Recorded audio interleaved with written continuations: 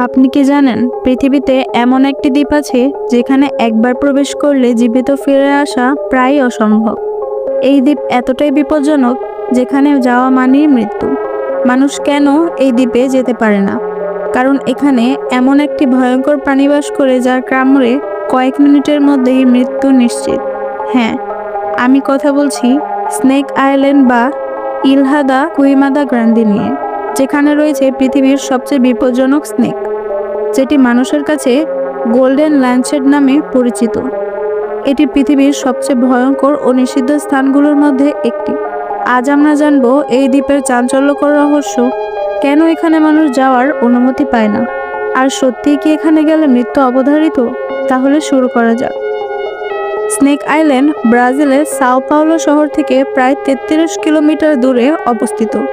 দ্বীপটি একেবারেই ছোট, মাত্র 43 হেক্টর আয়তনের এই দ্বীপ দেখতে অনেক সুন্দর হলেও বাস্তবে এটি একটি ভয়ঙ্কর নরক।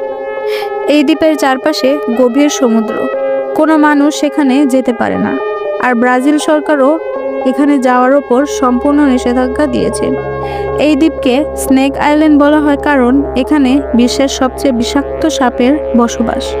দ্বীপে প্রায় 4000-এর বেশি ভয়ঙ্কর সাপ আছে, যা বিশ্বের অন্য যে কোনো জায়গার চেয়ে অনেক বেশি। তবে সাধারণ সাপ নয়, এখানে রয়েছে গোল্ডেন ল্যান্ডশেড ভাইপার, যা পৃথিবীর অন্যতম মারাত্মক বিষাক্ত সাপ। এই সাপের বিষ এতটাই ভয়ঙ্কর যে কোনো ব্যক্তি যদি একবার কামড় খায় তবে মাত্র 30 থেকে 40 মিনিটের মধ্যেই তার মৃত্যু নিশ্চিত। বিষ মানুষের মাংসকে গলিয়ে ফেলতে পারে, তাই চিকিৎসা না পেলে বাঁচার কোনো সম্ভাবনা নেই। এই সাপ শুধু এই দ্বীপেই পাওয়া যায়, আর পৃথিবীর কোথাও এর দেখা পাওয়া যায় না। অতীতে কিছু মানুষ এই দ্বীপে যাওয়ার চেষ্টা করেছিল, কিন্তু তারা কেউই জীবিত ফিরে আসেনি। লোকমুখে শোনা যায় অনেক বছর আগে একটি পরিবার ভুল করে এই দ্বীপে চলে গিয়েছিল। তারা সেখানে একটি লাইট হাউসে রাত কাটানোর চেষ্টা করছিল, কিন্তু পরের দিন তাদের মৃতদেহ পাওয়া যায়, আর পুরো ঘর সাপের দখলে ছিল। একবার কিছু গরিব জেলে মাছ ধরতে গিয়ে ভুল করে এই দ্বীপে নেমে যায়।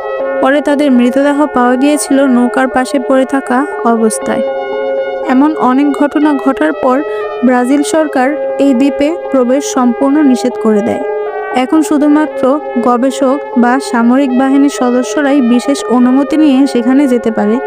তাহলে প্রশ্ন হলো, কেন এখানে এত সাপ আছে?